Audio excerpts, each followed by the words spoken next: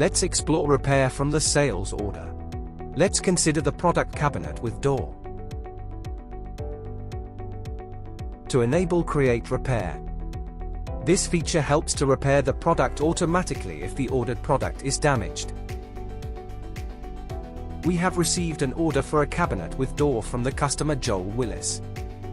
As the order is confirmed and the product is damaged or parts are missing, a repair order will automatically generated. Now we can repair the cabinet with door, and once the repair is done, the well-conditioned cabinet with the door will be delivered to the customer Joel Willis.